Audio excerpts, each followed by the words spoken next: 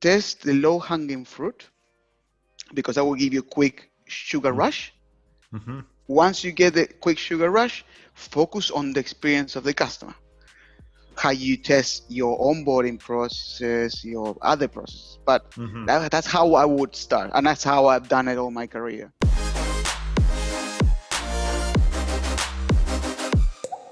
Today we're talking to the head of marketing at Vinomofo, and his name is Mariano Favia.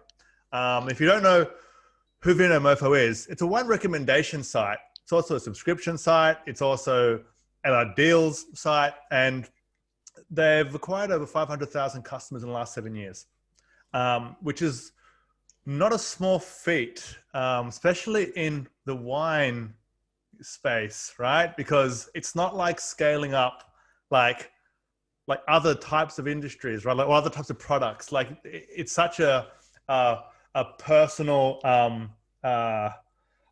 thing, right? It's really hard to scale up personal tastes like that. So we're going to talk about that, and we are going to talk a lot about kind of how Vinomofo scaled up. We're going to talk about their 100% happiness guarantee, and we're going to talk about like all the tech stuff, which I love as well, the data, personalization, the CRM strategies, and so on.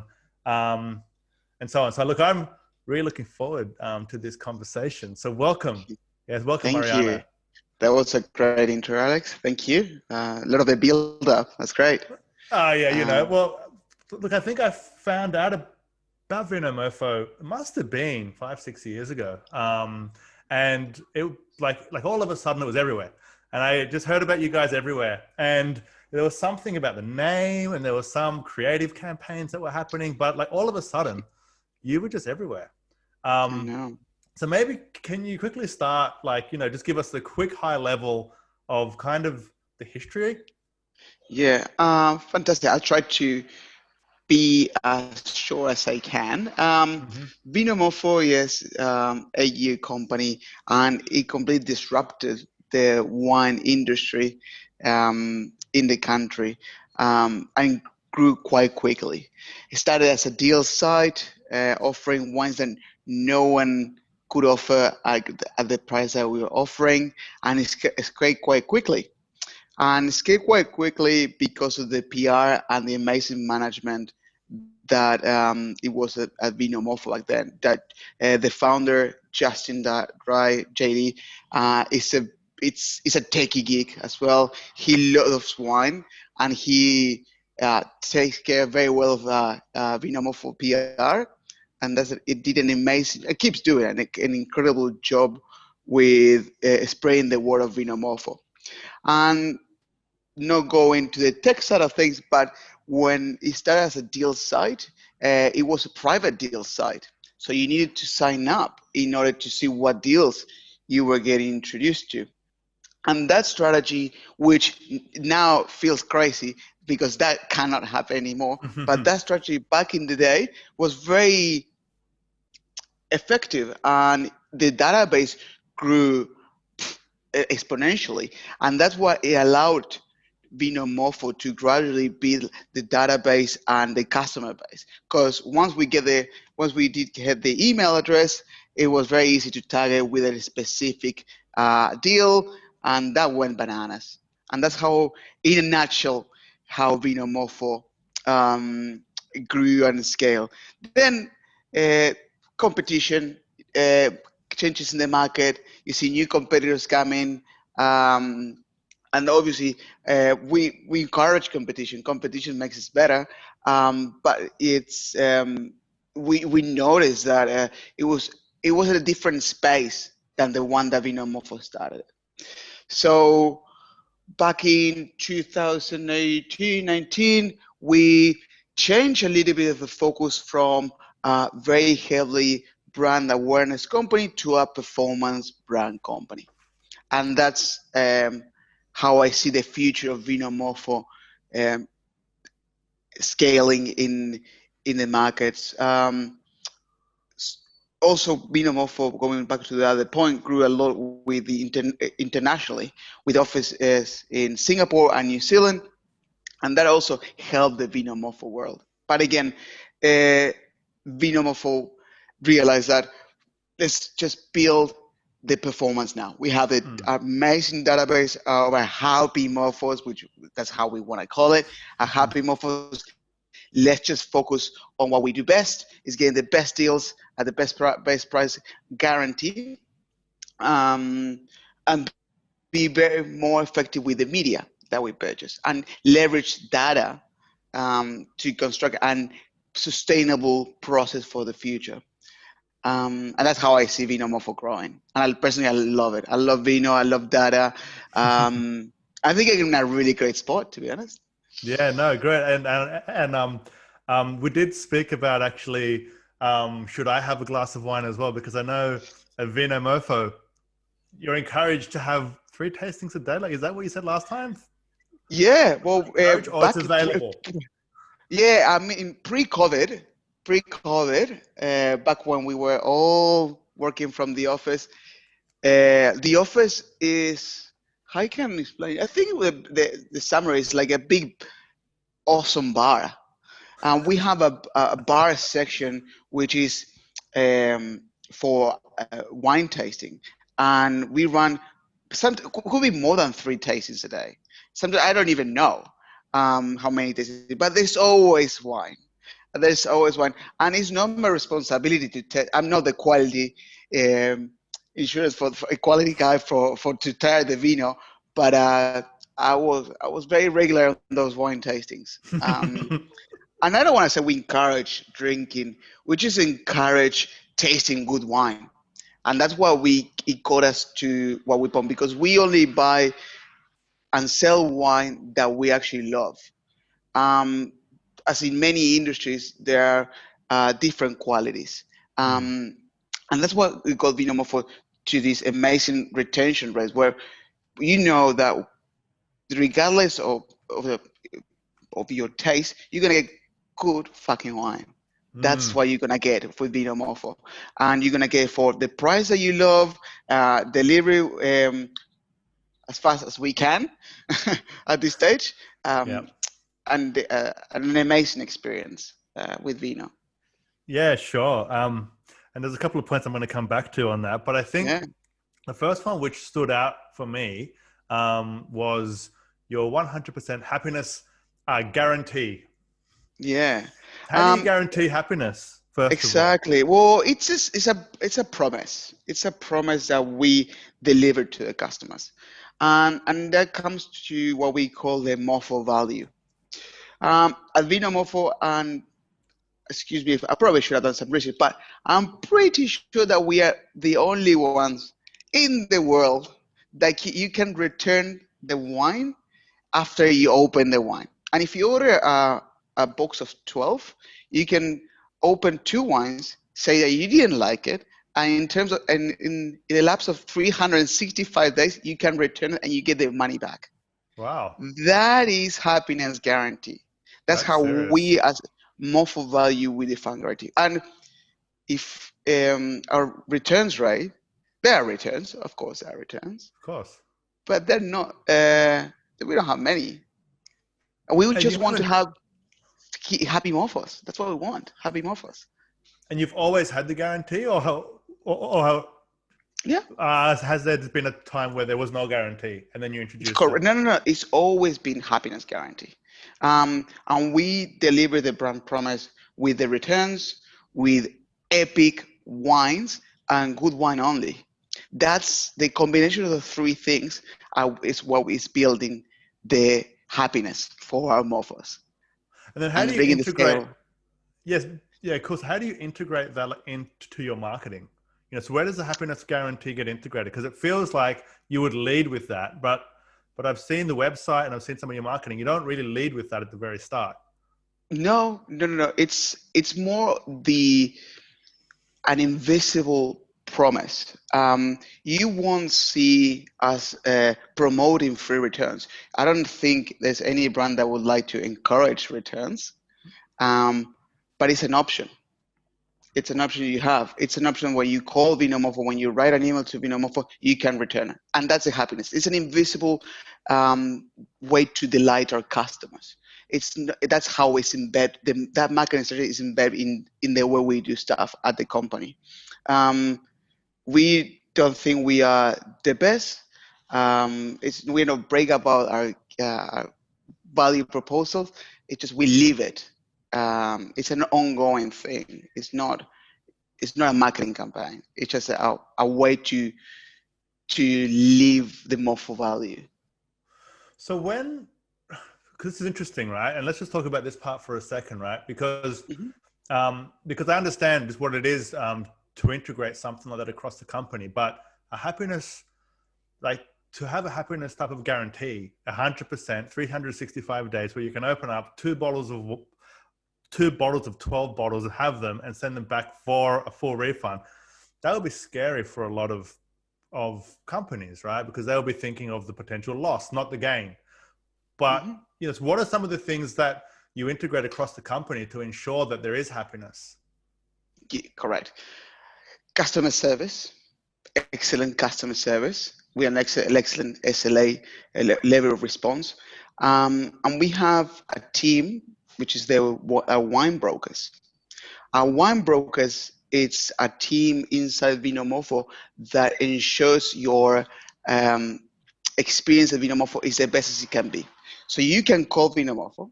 You will be assigned with your personal wine broker that you can call at any time to ask, and you can chat about anything. You don't need to even talk about wine. I will allow them to talk about wine, but you can talk about anything.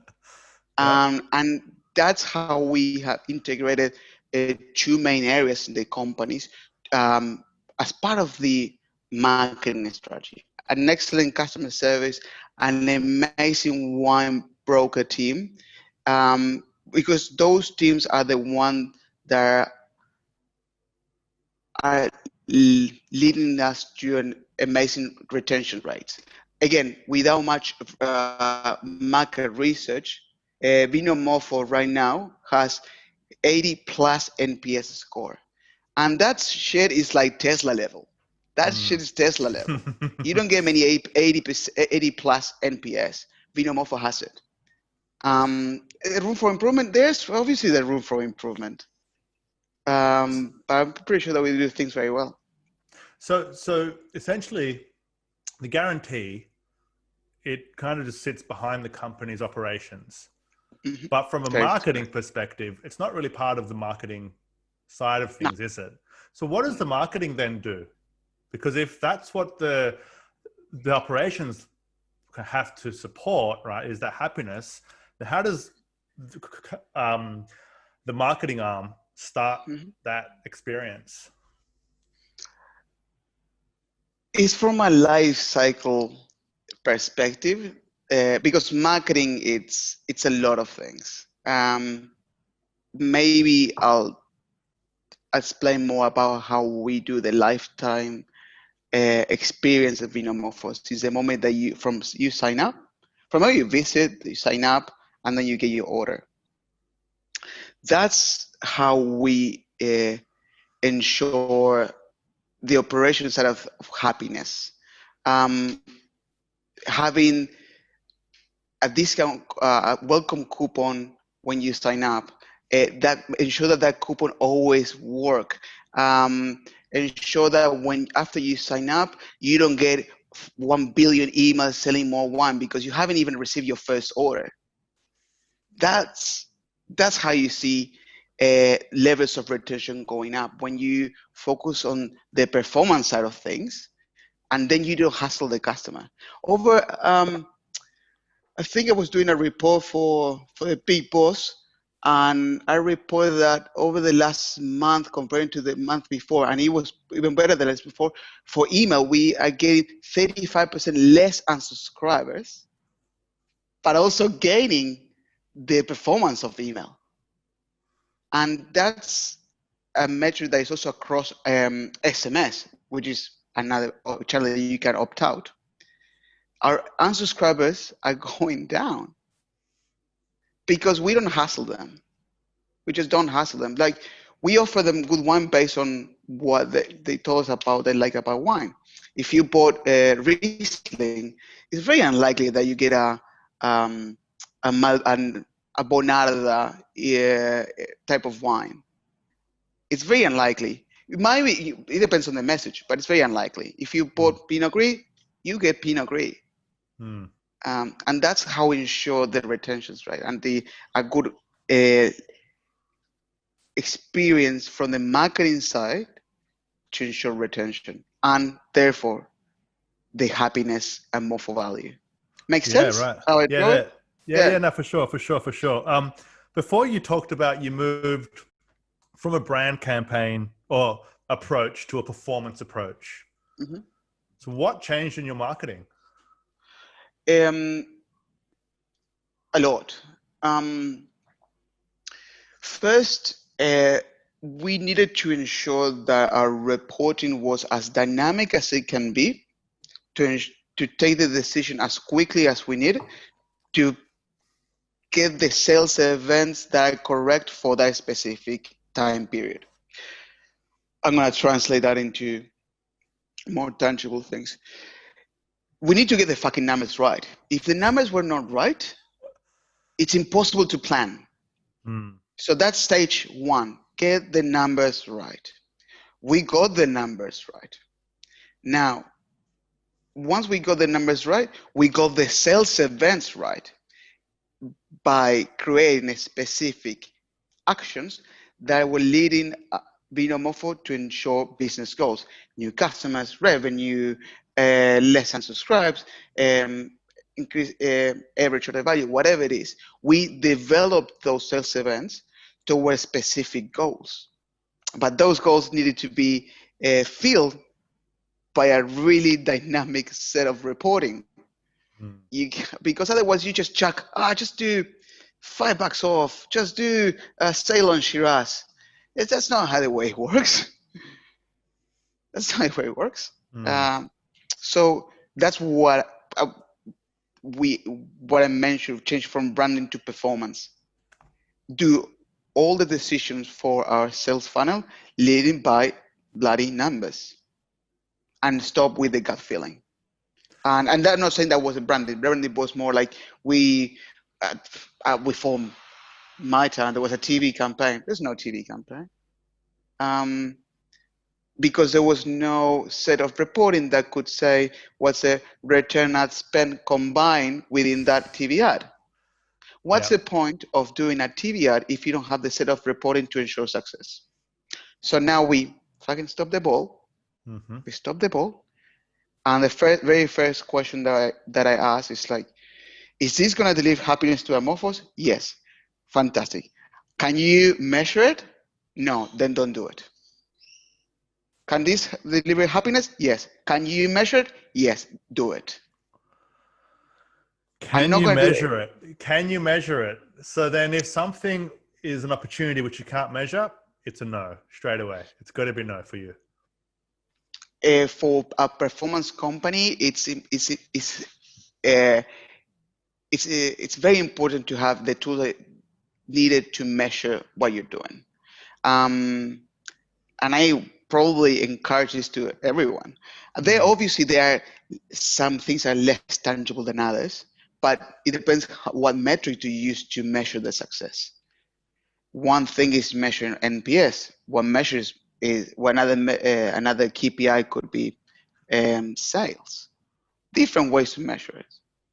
And I think most of the things that we do, we measure it. All of it. It's a very data-driven team across the company. Yeah, right. And so you talk about reporting, right? And to get the numbers right. Yeah. So, are you able to talk through about kind of how you report? Like, is it a spreadsheet? Is it like a reporting software? Is it a specific database that has like interface created? Is it? Yes. What is it? Like, if you can talk about it. Yeah, without naming obviously any partners, because I haven't spoken to them about this. Our engineering team is bloody awesome. What they ensure is they capture all the information within our what we call admin, which is our own database. So I imagine, without getting too technical, it's a D3 database. host whatever it needs to be hosted, and we gather all the data. That data has a scheme of a structure that flows into different data visualization software. That data visualization software might not be the only source of reporting for multiple teams. So what we do is build apps that can integrate the data visualization with other channels, like for example SMS, to build another set of data visualization where is my Bible, is the thing that I see when I wake up, is the last thing that I see when I go to bed, which is my Bible. And this second data visualization for marketing purposes gathers information from will be our admin. It matches us with, for example, Google Analytics, but Google Analytics also gets information from multiple sources, for example, cost.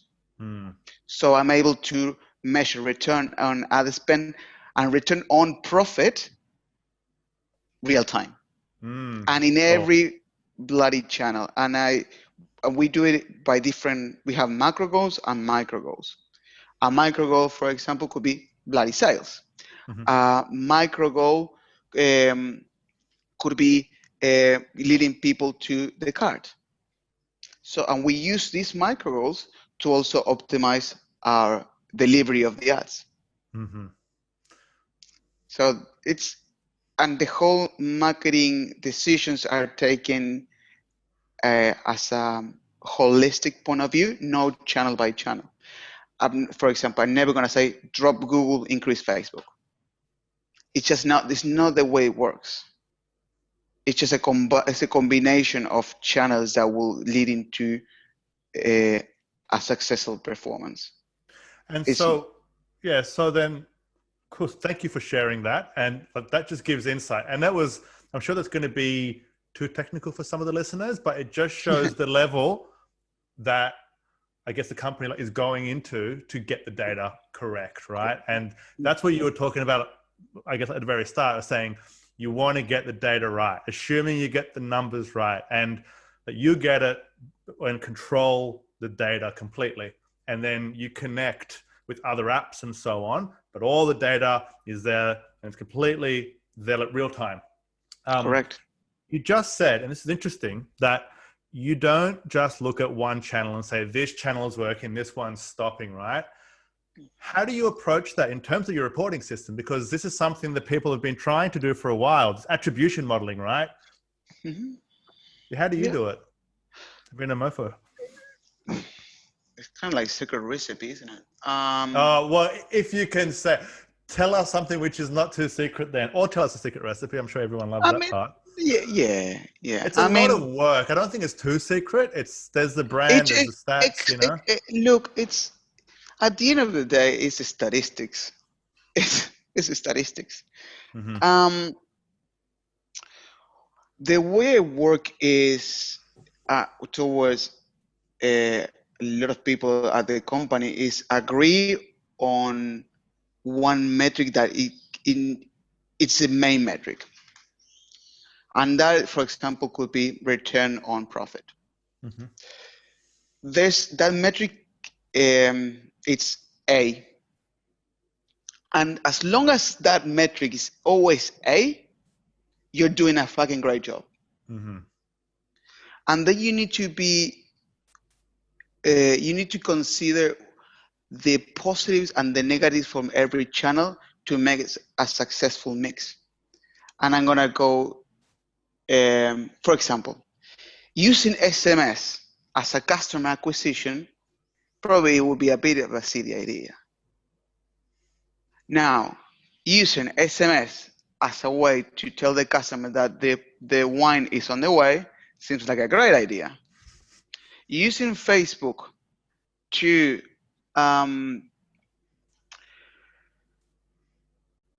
increase brand awareness within a specific budget, it won't work by itself. Asking Google not to um, not to overspend on mobile, and this is just an example. Probably it's a combination of things that you need to consider. It's not just Google, it's not just Facebook, it's not just this. It's a combination of things.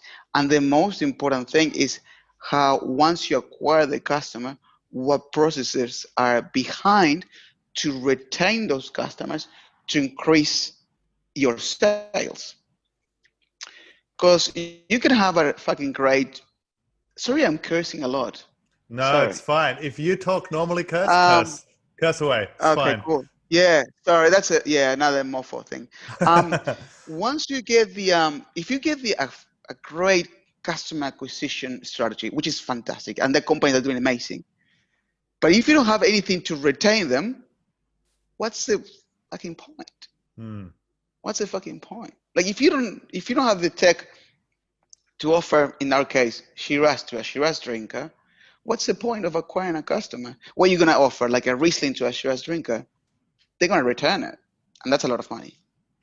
So you create custom experiences for different people? Is that what you do? It's completely automated? Is that what happens? Yep, and it's what we are. It's leading towards, and it's not Vinomofo. It's I think industry is leading towards almost like a dynamic one-on-one personalization experience. Because now and before and everywhere, you can do personalization, but personalization, it's costly because of the tools, because of the offer. But now there are new technology, and you can call it bullshit AI if you want, but that can give you probably what will be the right product to that specific user, considering similar users to that one. And the tech that allows you to do that, and it's an industry thing, and I don't think it's Vinomofo, it's an industry thing. But and so you just mentioned AI, but you said it AI. with bullshit AI because it's really just a bunch of decisions, right? Is that why you're saying But that? AI was, I mean, AI was always there. I mean, I study statistics at secondary school. AI is a bunch of matrix and analyzing how they correlate to to find a specific pattern. That's AI, and how AI put that into actionable outcomes. It's like a bloody robot. The robot fucking learns to do, or a human learns, but it's learning about finding correlations. Oh, the fire equals hot. Hot equals bad. Therefore, I'm not going to touch the fucking fire. That is age. That's old. Now we have the tools to do that more dynamically, and that's AI. But you can have AI on Excel, like correlation. I don't know the word in English. Anyway, you can do in Excel. Yeah. I can't translate for you either. No. Yeah, I'll find it. I saw like a recent article in the CMO magazine that talked about how your 360-degree customer view basically helped to get the 5 times increase like in engaged customers and 120 times return on investment. Is this because of the marketing technology which you've just explained? Is this how you've done it? Or is there more to it than that? No, it's basically that. It's the way we interact to the customer, knowing their behavior and trying to anticipate what's going to happen. And I'm going to translate that. If I know that Alex takes average, and this is an example, don't get me wrong. If Alex takes 10 days to drink and finish his case of wine, I know that. And I'm pretty sure that you will get a next communication from Vinomofo. How do you know it's 10 days? How do you know? It's a correlation of of multiple touch points. Mm-hmm. So it's not Alex, it's a bunch of Alex. That's a scary thought. I know. I don't know you, Alex, but yes, No, it's all good. I was just joking. It's the statistics. Mm-hmm. It's how you determine it's how you determine an action based on a sample size of the population. And then if you have the tools that allows you to, and real time tools to tell you that specific outcome, then you know what to do. Offer more wine. And if you know that what wine, is even easier. And that's what I was referring to, the 360 customer experience, because I integrate customer behavior when you're browsing, when you purchased, how long does it take to repurchase, if you review it or not, if you review it positively or negative, and if you are less likely to purchase or purchase more. Things like that, that are e-commerce, not even e-commerce, that again, sure. it's old. It's old. Yeah, sure. And so you can do this because of the size of the database now, right? Like, so this would be hard in the very beginning to be able to do this predictive analytics, 100%. let's call it. Yeah, 100%. Yeah, 100%. And so when do you think is the minimum starting point? You know, say for example, like if someone's on the podcast and listening to it, like, this sounds really good. What do you think is the data set required to be starting at this level? The answer is always, it depends. That's a marketer's answer, isn't it? Every marketer. What's the CPA going to be? Well, it depends. You know? It depends. Like, if you don't know the answer, just it depends. Are you familiar with A/B testing? Probably more the people would say yes. Lots of people, yes, yeah. For a result from an A/B test to be statistically significant, it needs to have certain degree of confidence. And there are calculators that allows you to know what's the optimal sample size of a population based on a confidence ratio. Now, you can run fucking billions of A/B tests with 5 people, but it will take you a long time to determine a statistical significant outcome. So it depends the time. The more population you have, the less sample size you need, therefore less time you need to make a accurate answer. So it's really depending what also is the outcome that you want to analyze. It's not the same as analyzing traffic as analyzing sales, because the sample sizes are different. The population is different. So it really depends. But to your question, if you have more than 10,000 in your database, you can do cool stuff. Really? Okay. That's a good number. I think so. I love numbers. I love simplifying things, for people. But I gave you the theory. But the practicality is like, if you have 10,000, you can start doing cool shit. If you have less, probably will take you less. Will take you more time. And I think the history of Vinomofo is a living example of it. At the beginning, you can't do A/B testing. You need to go through your bloody gut feel, because you can't A/B test, because you don't have people to A/B test. So and that's how for example, JD Justin did very well. He knew the market. They know the market, so they know what it works and what doesn't. So that simplifies the learning curve. So it makes you less dependent of A/B testing, because what do you need A/B test if you know the outcome?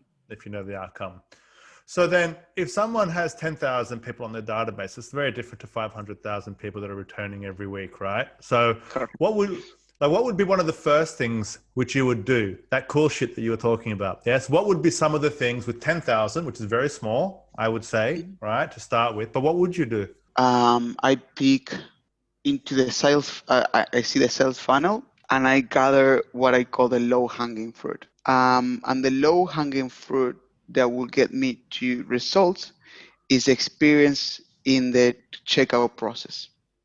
So anything that you can do to create a frictionless experience in the checkout processes, and you can test it, it will give you a very quick result into your bottom line, that you can get sales if you improve the checkout.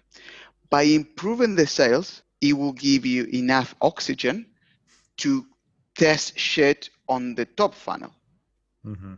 And then you can test if red works better than blue or blue works better than green for a bloody ad. Yeah. I think, and I made that mistake, where you test things and then it's like, what the fuck, I want to test a dude versus a woman? Like, why? Like, why? Why I want to test, yes, more CTR of the woman, whatever it is. But why? Is this going to, is this, do you really believe that having a different character on the ad will lead you to a better conversion rate? Probably it's a combination of things. And then you need to have a lot of information data to analyze very accurately if the actual person in the ad will define this, how successful or not. So to recap, test the low-hanging fruit, because that will give you a quick sugar rush. Once you get the quick sugar rush, focus on the experience of the customer. How you test your onboarding processes, your other processes. But that's how I would start. And that's how I've done it all my career. Just focus on the checkout first, fix it, or test it, whatever. So just on that point as well, that's really interesting. I think everyone who first starts off, with A/B testing, they're so excited to just test shit, right? They're like, test this, test that. And then as you get more experience, you want to know why things are working. And what is the thing that we can use for all the marketing, not just for this marketing, not just for this campaign. Who cares about the button color, right? Let's try to figure out something else. But I think in the beginning, it's so cool. You can test things. So you just want to test everything. Just testing everything. The tools are ridiculously expensive. Like if you are a startup and then you want to go with these fancy A/B test tools, they're ridiculously expensive. It depends, but if you just started, it's like you can't A/B test because it's hard to afford that. Exactly. Like Vinomofo itself, I think it's a very successful company, and still I make the decision where it's like, no, mate, this is just fucking expensive for us. Like in our maturity level. Like I wish I could be eBay, kind of like test and learn tools that they have, but at this stage it's not affordable. Do you think that eBay just goes, man, I wish I was like Google? You know what I mean? Everyone's got some FOMO of like, if I had just that much traffic, I would do this. Exactly. Exactly. Yeah. Just quickly on like improving the checkout. 10,000 people probably is not going to get that too many orders. Would you be doing the micro conversion test, like add to carts and then cart to checkouts? Like, is that how like you would optimize it, or will you be going straight for the sale straight away? It depends, of course. I'm going to call this podcast episode "It Depends." It depends. It depends what the pain point that you're trying to resolve.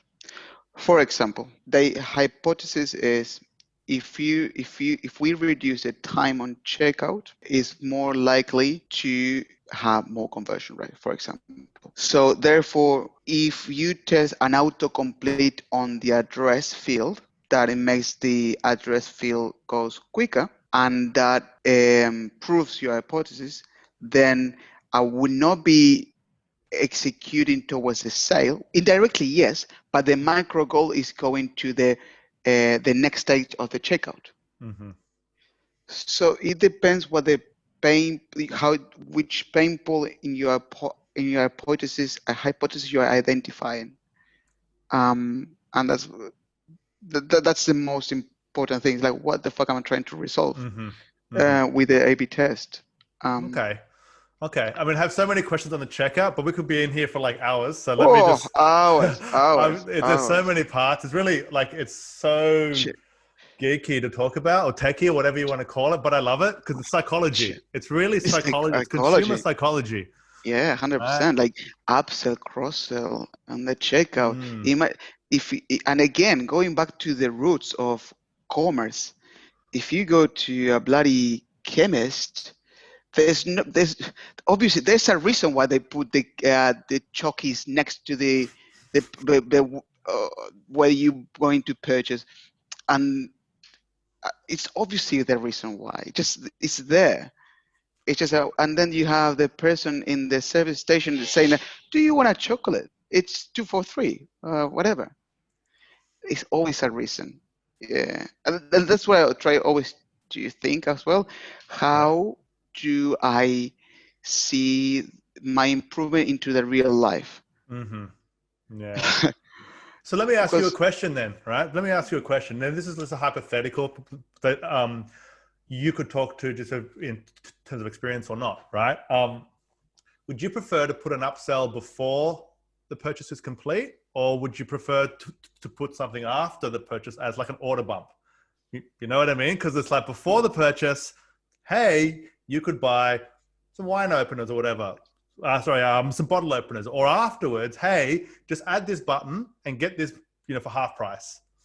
What's your preference? obviously you just named this podcast. It depends. So I'm That was a going joke, to. by the way. It's not gonna.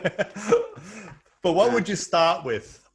Yeah, like if you had to start before you had all the data and all that, would you I prefer to put it before the order or after the order?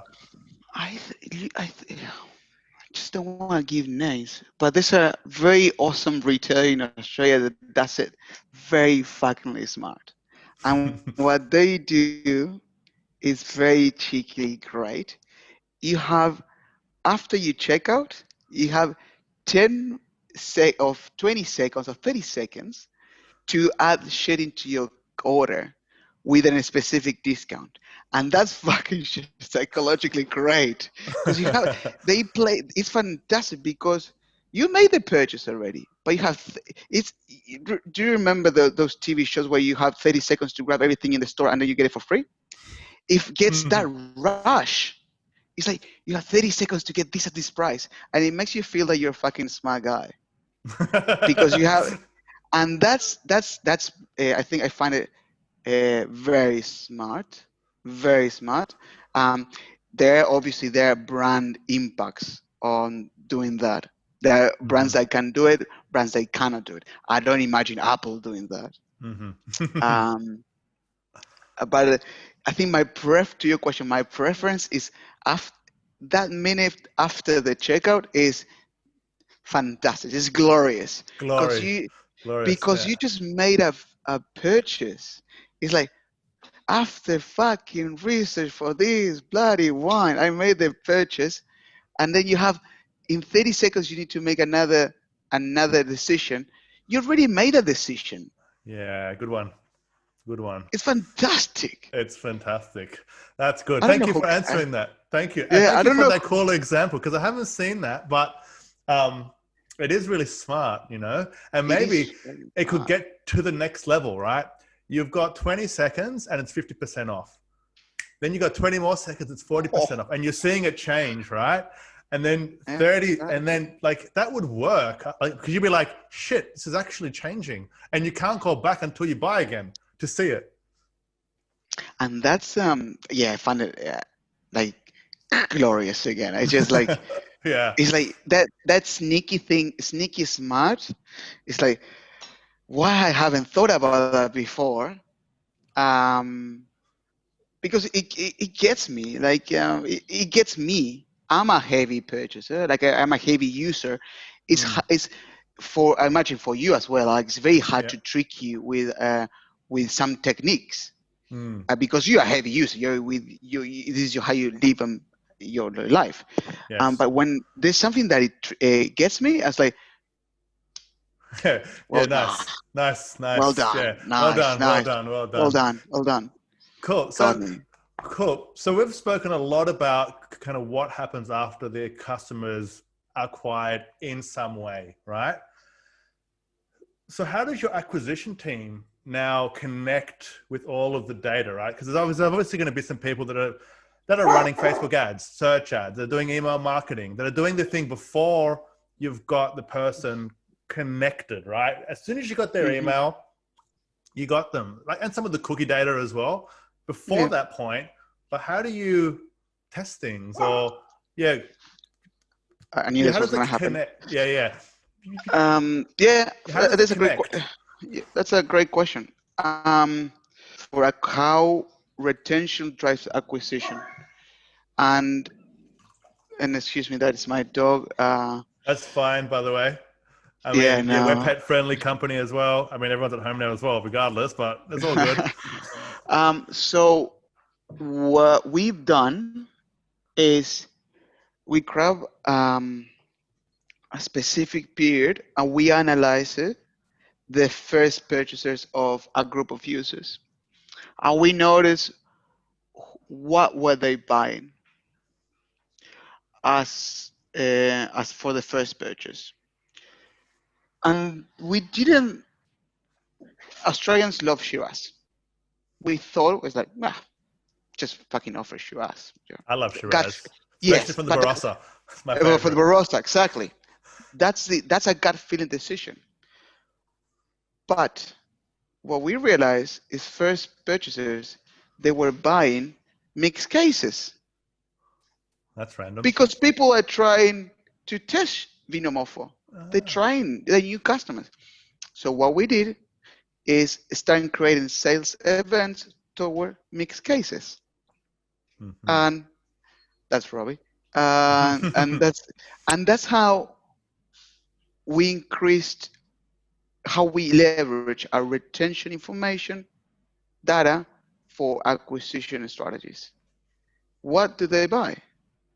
If that's what they buy, just expose it more.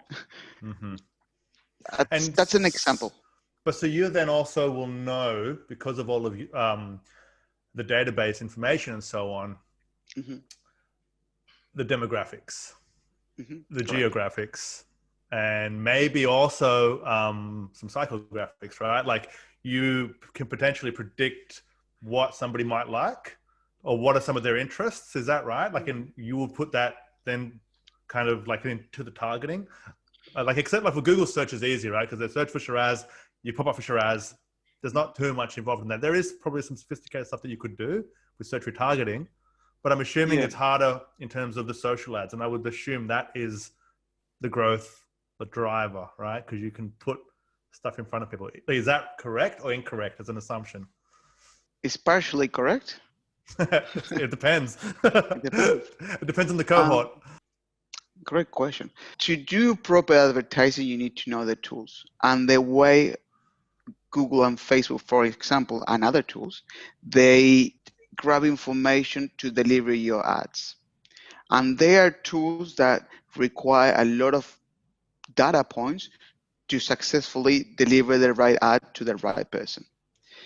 If you go very specific, you're giving less information to this AI algorithm from the advertisers to deliver a great conversion rate. And then what you're doing at the end, it's, and probably people are familiar with Facebook, it's Facebook telling you that your ad set reach it cannot learn anymore. You need to increase the size of your audience because Facebook needs more data. So it's a tricky one. So, and everyone can do it differently, and it's open. I don't have the answer, obviously. So do you do programmatic there? Like, is that the big thing there? Like, is thing purchased programmatically, or can you not say, or is? I mean, it feels like, based on everything I've heard so far, programmatic purchasing of ads with all the data, that it seems like that would almost be like a match in heaven, kind of. Not really. Maybe not. Yeah. I mean, it all depends the what you're offering. Like I can say You can be thirsty right now. You want a beverage. I can offer you, and I have Mariano 1, Mariano 2. Mariano A offers you water. Mariano B offers you a Coca-Cola. Mm-hmm. You have your preferences. Both did amazing advertising by offering you something to drink because they know they're thirsty. But then this depends on the offer, the product, Mm-hmm. and a bunch of things. So, programmatic, it's bloody amazing, but it's not the only thing that will give you a good conversion rate, I guess. It's a combination of things. For us, because of our industry, where there's a lot of people that like wine, Mm-hmm. we go with a volume game for and we don't go specifics. We do certain exclusions. Obviously, we don't offer wine first. It's illegal to someone that's underage. Yeah. We don't do that, and no one should do that, by the way. But we, for example, in terms of the age group, probably it's very unlikely to think that someone from uni will purchase a $300 worth of wine. So yeah, I do those exclusions or inclusions. Got it. Yeah, So your top of the funnel is wide. It's it's wide at the top. You just want to get their email, and then once you got their email, then you've got lots of other things into the place. If you can get the cool. So are you going straight for the sale straight away? No, exactly right. No, so never. Got a funnel approach. Correct. So yeah, I go with, and that's why I leverage the benefit, the good things about each tools. Facebook is fantastic for reach, for example, but probably for direct response is not as good as other tools, and that's fine. That's totally fine. And that's how I see my holistic marketing mix working together. One gives me good traffic, eyeballs, relevant eyeballs, but maybe too early in their customer journey. So then they need another set of ads or another email, whatever it is, to make them from desire to actually convert. So but the metric that tells me that in my case is return on profit. So that tells me how much can I spend on return on profit. Return on profit is fantastic as well. It's Fuck in real yes. time too. Yeah. And if JD will listen to the podcast, he will be like, my boy, he learned. Very, very good. Mariano, this has been a really good chat. I've got some quick fire questions that I like to ask everybody at the end of the podcast. Yeah, there's nothing too crazy. Just some simple things that will give some additional kind of information to people that are listening. Yeah. So you ready for it? Yes. It depends. If you had to use just one channel or tactic for growth, then what would it be? Focus on recommendation from my existing customers. Okay, that's a good one. Ask, what book has had the biggest impact on your success? Well, you're implying that I had success. That's fantastic. Well, thank you, I Alex. mean, this conversation isn't with like a junior, a beginner. You're you're running a pretty complex, marketing team and strategy. I think there's no, and this is probably again from my background, there's no book, but there's ADMA runs really good courses and mini MBAs of marketing that are very fucking great. Okay. So probably should get commission on this, but that actually inspire me a lot, and also talking to customers or people that knows the industry more than myself. That is my real learning, because technicalities I kind of know them, but learning how to interpret, how to use those technicalities for the eyes of customers, it's asking questions all the time. at Vinomofo, we are doing more surveys more than ever. Okay. Yeah, and we are learning. We are learning. Okay, cool. So, What's your number? Cool. So what's your number one piece of advice to hire awesome people? I would say for our industry and knowing where we are going, I will try to assimilate and learn how these people, how this candidate will interpret and associate data for a specific outcome. My piece of advice is try to define a use case that requires a lot of data points and make the candidate think how they connect the data points. Because this creative thinking and connecting dots, it's a cross skill for any shit that we do. Advertising, engineering, anything, association of things, and Python. Python. If you know Python, that would be a plus. Yeah, great. Cool. So how do you relax after a crazy day in the office? I mean, so you're in Melbourne, so I don't know how you relax in general now, but yeah, how do you relax after a crazy day in the office?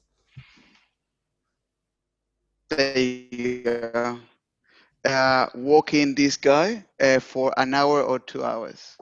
Yeah, That's great. how he is my down to earth guy. Yeah, that's perfect. Yeah, and if it's Friday, I put not encouraging this at all, but I might put some wine in my coffee cup and go for a walk. That's nice. Cool. So what's your best productivity or time management tip? Your best productivity or time management tip? You need to identify champions within specific teams that you can rely.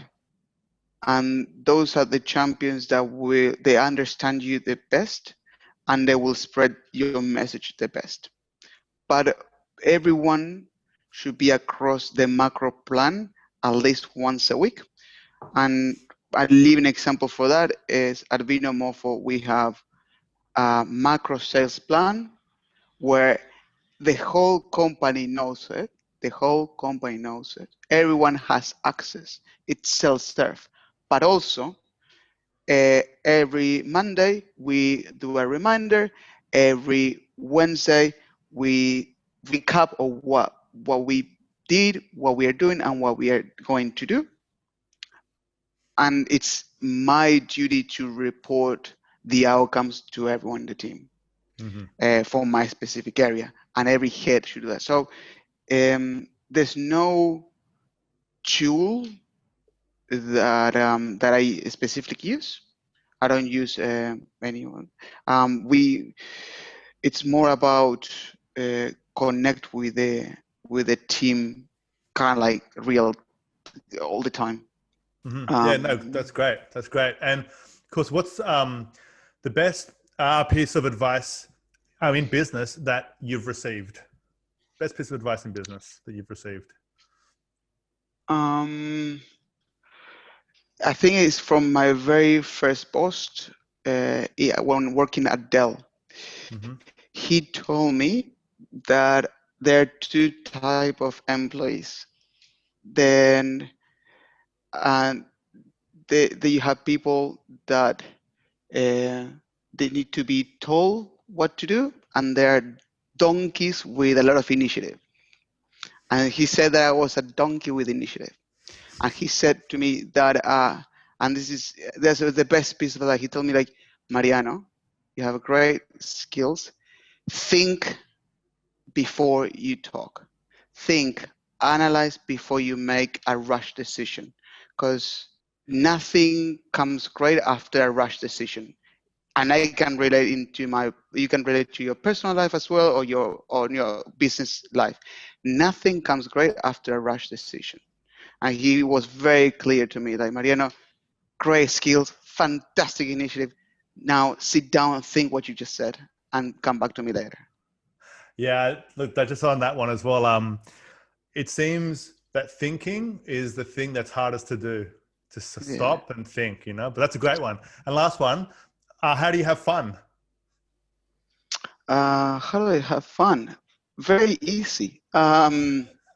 Yeah. So I just moved to a new house, which is 120 meters from my baseball field. Oh, And now in COVID was a little bit harder, but um, I do play baseball a lot, and I'm a barbecue enthusiastic. My background ooh, is Argentinian, oh. and yes, and I've been testing new ways to cook meat. And trust me, I get very excited with meat, how to I mean, cook it. So Argentinians can grill, that's for sure. I know those restaurants, man. yeah, Like, yeah, that's probably the one thing that we can't fail, or we could fail. I mean, yeah. it So depends. just yeah, it depends. Hey, quick, what's the wine from Argentina called? Is that like Malbec? Is that? Malbec, which is actually not Argentinian. It's actually French. Oh, is it? I thought it was. Yeah. Oh, it's the popular wine in Argentina, though, is it? Yes, correct. So it's both in Argentina and Chile. They're very Okay, good grapes in both countries. so how does it? And this is kind of the bonus question. Let's call it right. Shiraz or Malbec? So what's the preference now that you've been in Australia for a bit? You probably I'm sure you've had a lot of Malbec in your life. Like, I but think how it's do you very, compare it? yeah. Well, it depends on the situation. But if I have to choose one, and my dad would not be very proud, but I think nothing beats a good Shiraz from Barossa. But Nothing. Barossa, I Yeah, know. no, I love it so much too. Now I'm it's actually really thirsty. unbeatable. I wish I had one here now. Um, but I got Mariano, which one do you have? I got now a Vinomofo collaboration. Why it's a Sangiovese. It's called Gusto Mama. Yeah. It's I think it's if the head of buying listens to this, he will be like, what? But it is my top choice for Vinomofo. It just Okay. never goes wrong, and Sangiovese could go well with a pizza, could go well with pork, meat. Sangiovese for me is my personal opinion is the most flexible, one of the most flexible type of grapes. So. Okay, great. Now for the wine lovers on the podcast right now, what would you like them to do? Come to the vinomofo.com website and what? Subscribe or get a Ooh. discount voucher or check out the blog? What would you want if someone's now saying, I'm going to check out this Vinomofo because I haven't heard of you for some reason? What should they do? What's the first thing that you'd like them to do? I would like them to go to the website, browse, write me an email, mariano.favia@vinomofo.com, and telling me why they didn't like about the website. Okay. And and you can do that on LinkedIn or email, whatever. And I will do my best to reward that. With a discount or whatever they want, and that is 100% happiness guarantee. That's so great. This has been a really interesting podcast to really get into the tech side of marketing and to really understand how you can scale up at a whole nother level if you can get the data right. But it's no easy feat. But it's been such a fantastic chat. Thank you so much, Mariano, for coming on the podcast. Thank you. I'm super interested now in subscribing and speaking to some of the wine brokers on the Vinomofo site. Thank you so much for coming on the podcast. It's been such a great conversation with you. Thank you. Thank you so much, Alex. Thanks for listening to the Growth Manifesto podcast. If you enjoyed this episode, please head on over to iTunes and give us a 5-star rating. For more episodes, please visit growthmanifesto.com/podcast.